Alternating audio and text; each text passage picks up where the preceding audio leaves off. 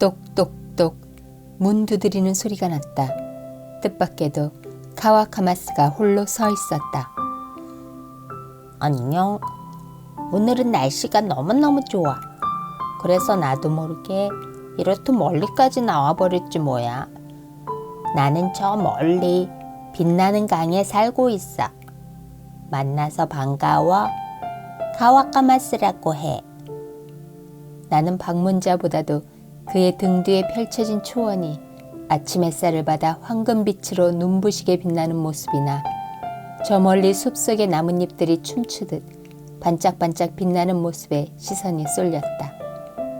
이제 정말 가을빛이 완연하구나. 나는 그에게 초원 생활에 대해, 버섯이 많이 나는 숲에 대해, 그리고 잼 만드는 법과 그 보존 방법에 대해 이야기해 주었다. 그는 나에게 강에서의 생활에 대해, 플랑크톤이 많이 있는 장소에 대해, 즐겁게 헤엄치는 법에 대해 이야기해 주었다. 이렇게 나는 카와카마스와 친구가 되었다. 돌아갈 때 그는 아참, 내일은 이름의 날 축제여서 버섯 수프를 만들어야 하는데 소금하고 버터가 다 떨어져서 말이야. 좀 미안하지만 그것들을 좀 구워줄 수 있겠어? 라고 겸연쩍은 표정으로 말했다.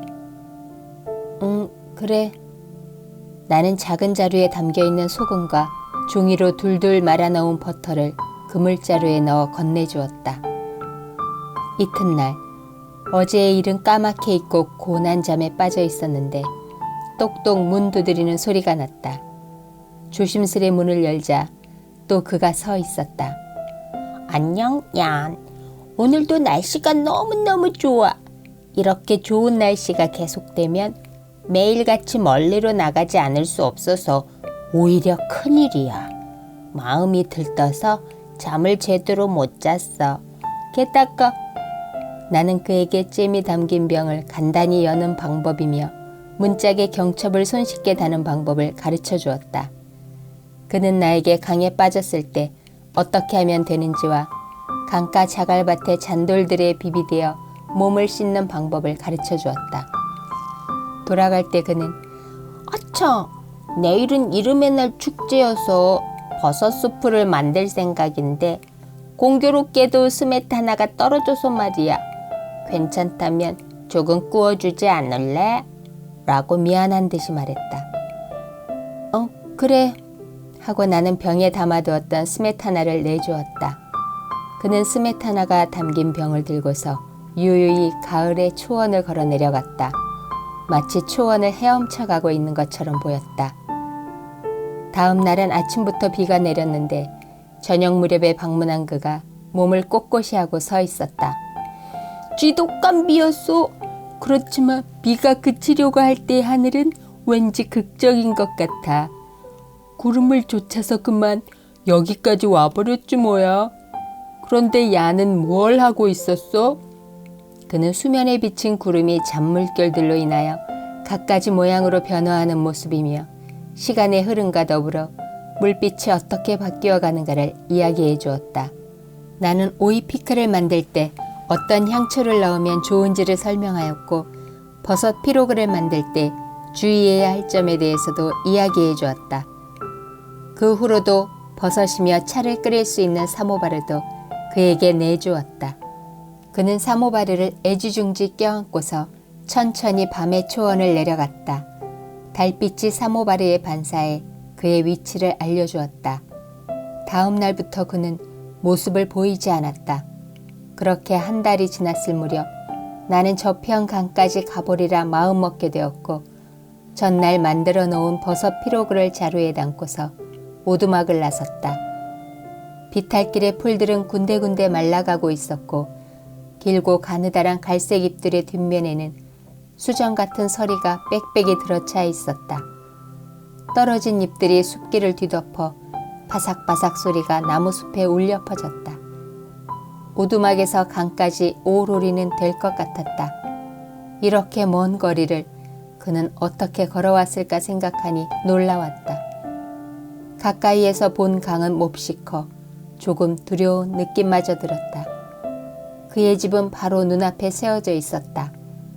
강변에, 그것도 거의 물에 닿을 듯한 곳에 뗏목을 이용해 겨우겨우 지은 양 허술하기 그지없는 오막살이었다. 호배 덩굴로 메어둔 문 같은 곳을 두드리자 그가 얼굴을 내밀었다. 아, 양, 참 잘 왔어. 자, 어서 들어와. 아무 염려 말고.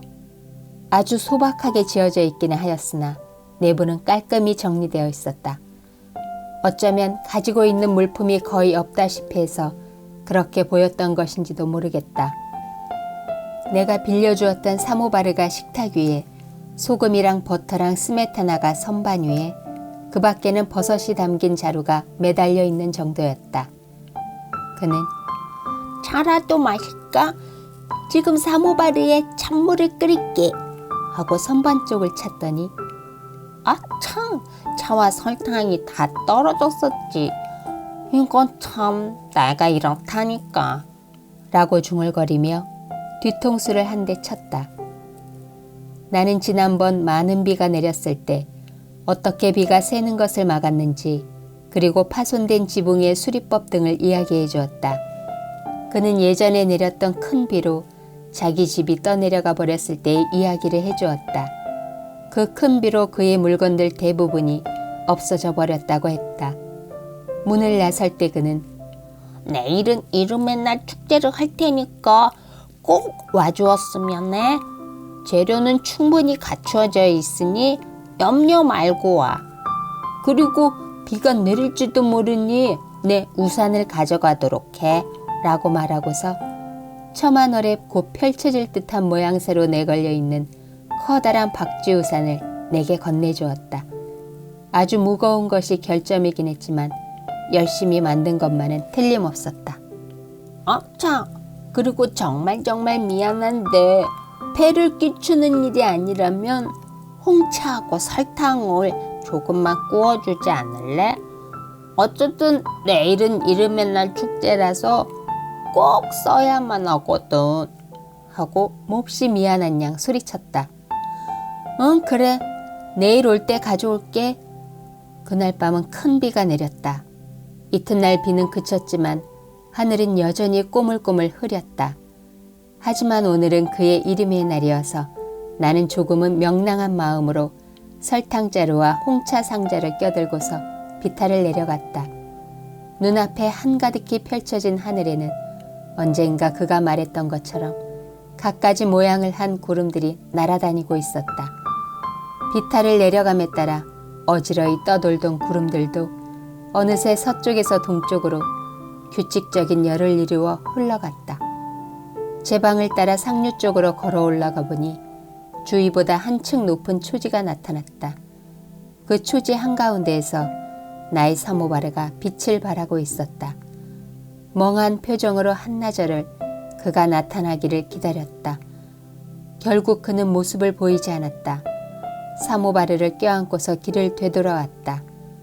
어제 큰 비가 한창일 때 그는 사모바르를 가장 높은 곳에 옮겨다 놓았을 것이다. 오막살이는 떠내려가 버렸을지도 모른다. 버섯수포의 재료와 함께. 어느덧 석 달이 흘렀다. 맑게 갠 겨울날은 장관을 이루었다. 눈은 멀리 지평선까지 가득 메워 그곳에 흐르던 강의 흔적마저 지워버렸다. 나는 하루하루의 날들을 살아가는 데에 열중하느라 그의 일조차도 까맣게 잊고 있었다. 봄은 예기치 못한 사이에 찾아들었고 여름도 어느 날 갑작스런 최후를 맞이한 후 다시 황금빛 가을이 찾아왔다. 솔치꽃 군락을 짓밟지 않도록 마음을 쓰면서 가로질러 희고 자그마한 십자 모양의 꽃들이 피어있는 관목 수풀을 헤쳐나오자 눈앞에 강이 유유히 흐르고 있었다. 나는 아무런 생각 없이 멀거니 단풍잎들을 바라보고 있었다. 아니, 연, 무슨 생각을 그렇게 하고 있는 거지? 오늘은 정말 날씨가 좋네. 나도 막 나설 채비를 하려던 참이었어. 그런데 내 집이 이 부근에 있었던 것 같은데. 그래, 요전에 큰 비로 떠내려가 버렸지 뭐야. 물살에 실려가는 건 재밌었는데 다시 옷 거슬러 올라오는 건 몹시 힘들었어. 그는 제 방 위까지 바래다 주었다. 헤어질 때 아차, 내일은 나의 이름의 날 축제여서 버섯 수프를 만들 테니 꼭 와야 해. 아, 그리고 미안하지만 버터하고 소금이 다 떨어져서 말이야. 참말로 괜찮다면 조금만 구워줄 수 있겠어? 라고 말했다. 그래. 내일 꼭 가져갈게. 크게 대답했다. 한 걸음 한 걸음 초원의 비탈길을 오르는 동안 조금씩 나의 마음은 무어라 형언하기 어려운 행복감으로 벅차올랐다. 작가의 맺은 말을 들어보겠습니다. 만약 그대가 카와카마스는 늘 꾸기만 하고 갚을 줄 몰라 교활하다고 여긴다면 그것은 그대가 조금 지쳐있다는 증거다. 오늘 하루는 학교를 쉬어라. 학원도 회사도 쉬어라. 아무런 생각 없이 멍하니 있어 보는 것이다. 도저히 못하겠다. 나날의 일상을 계속하지 않으면 안 된다는 이가 있다면 먹어본 적이 없는 버섯 수프를 만들며 스스로를 달래기 바란다. 두 마리는 그저 차를 마시거나 이야기를 나누거나 할 뿐이다. 나날이 조용히 흘러간다. 아니 흘러가지 않는다. 카와카마스의 내일에서 내일로 넘어가는 이름의 날이 그들을 영원히 그들의 초원에 가두어 버리는 것이다. 이유도 없고 이렇다 할 목적도 없고 정한 것도 없지만 그 언저리를 떠돌아 다녔다는 것. 저 비탈진 언덕의 꼭대기에서 멀리 반짝이는 큰 강을 바라다 보라. 그러면 그대도 양과 같은 눈길로 저 강과 카와카마스에게 마음을 기울일 수 있을 것이다. 이치를 통한 이해가 아니라 마음을 통한 이해를. 그 마음은 더욱더 넓어져 여러분 주위의 모든 것이나 세계 전체를 향하는 것 또한 가능해지리라. 사족을 붙이지 않으려 합니다. 마치다 준의 얀 이야기 중 얀과 카와카마스의 이야기였습니다. 한 줌의 햇살이 되고픈 손안의 책방, 코알라 책방이었습니다. See you again.